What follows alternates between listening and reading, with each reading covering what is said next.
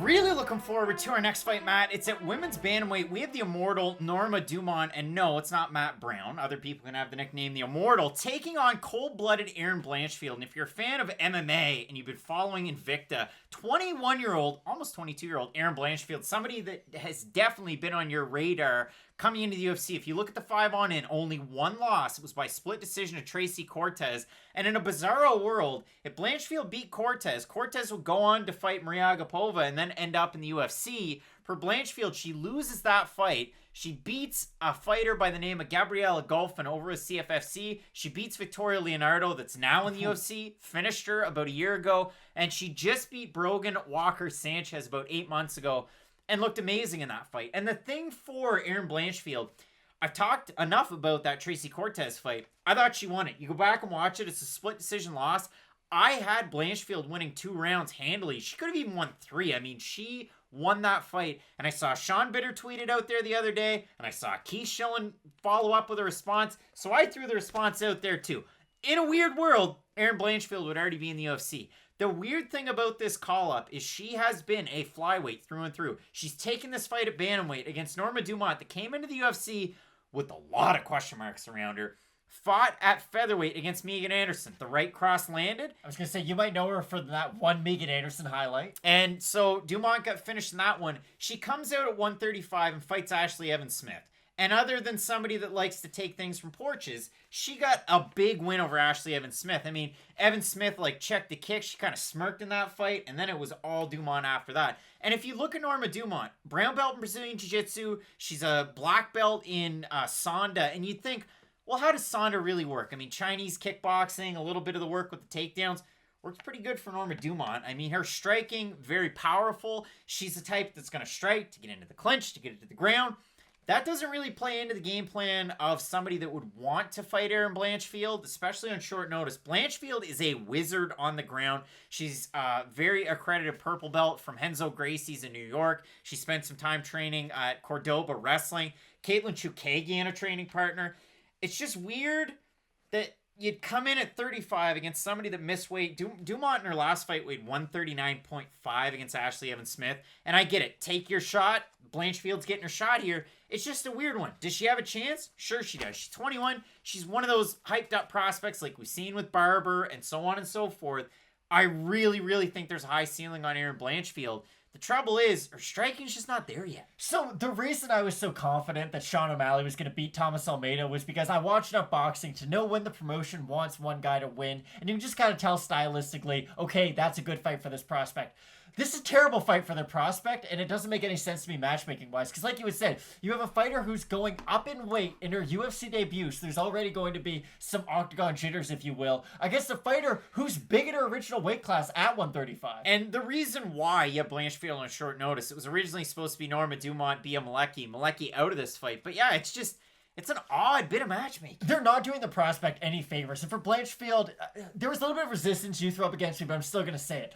Blanchfield's a very good grappler, but my issue is, A, the size discrepancy between these two, and also, you're not going to out-grapple Norma Dumont the way that she might be able to out-grapple some other women at flyweight. Because the reason that Erin Blanchfield's so good at flyweight is she's extremely physically strong, but she also is very technical on the ground. She doesn't do these massive passes from guard and then try to jump into mount. She will be very smart about, okay, I'm going to pressure down the knee, get into half guard, and then I can establish my positions from there. My issue with that is I don't know if Blanchfield has the wrestling to take down Dumont, and Dumont does have the wrestling to take down Blanchfield. My other issue is Blanchfield, if she is taken down for any period of time, and if Dumont's on top of her, even look at Dustin Poirier's Instagram page. I don't know exactly what strongman he was grappling with, but you can tell Dustin Poirier, a very good black belt on the mat, and he was like, okay, I want to see if I can get up off this guy. He does an okay job, but at a certain point, the size will pay out. Listen, that guy, I think Eddie Hall is his name. I don't really know the strongman world all that well.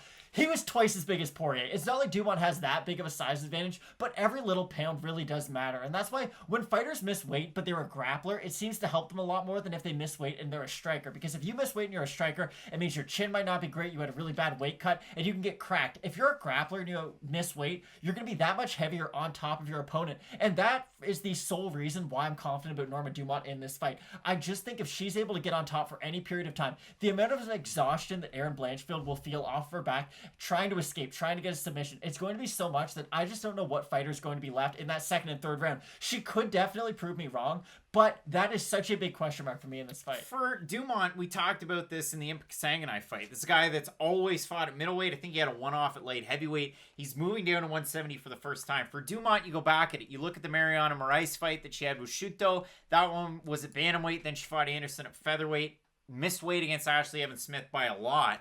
And now she's coming in here against Erin Blanchfield, where it was originally supposed to be Malecki, a striker. Now you get Blanchfield, a grappler. And when that paper came across the table, I'm sure there was no hesitation. You look at Norma Dumont on her Instagrams right now, and sure, pictures can be deceiving. But if it's week after week after week of Norma Dumont with like a six-pack looking in great shape, I'm not worried in the slightest about her weight cut for this fight. Because if you've seen her fight when she fought Anderson, did she have a six-pack? No. And listen, you're going to rehydrate. You're probably not going to have it anyway. But if you saw her in the Ashley Evans-Smith fight, and now you see her, the way that she looks right now, she looks great for a fight like this.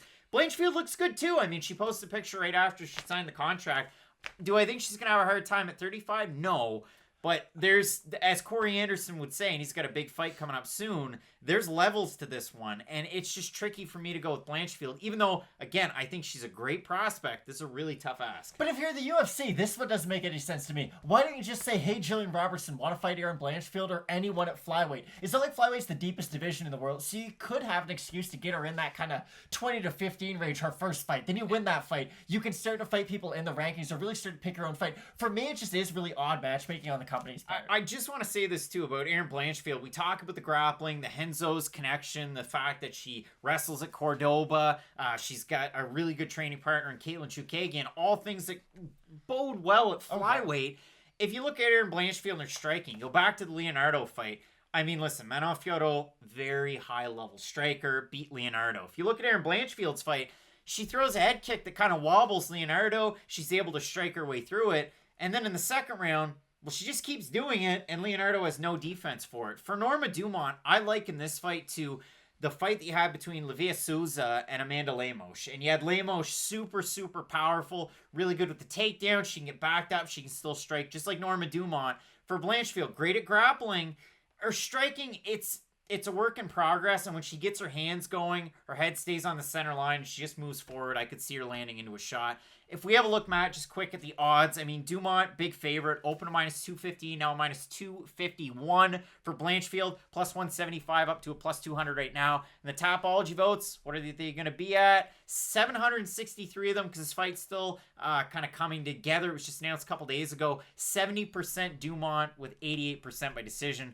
If you haven't told or haven't guessed already, I've got Dumont here. I like the Souza Lemos comp. It's not one that I had thought of. I can openly admit that. And yeah, no, I do like Norma. I think, she is the much bigger of the two, and that does matter. Especially in women's MMA. You don't cut that much weight, so the fact that she is moving up in weight is going to be that big of a difference. I like Norma Dumont striking a lot more than I like Erin Blanchfield. It will be interesting if Blanchfield's able to get the takedown herself and get on top of Norma Dumont. It will be interesting to see how that kind of plays out, but even at that point, I like Dumont's scrambles. I like her ability to get back up to the feet. I like Norma Dumont in this Matt, fight. both of us going with Brazil's Norma Dumont to get the win. Really looking forward to the entire card. 15 fights headlined by, well, there's Arnold Allen taking on Sadiq Yusuf. You also have Vettori taking on Kevin Holland. So keep it locked in with Fight Night Picks, Matt, as we always say. Let's get into it.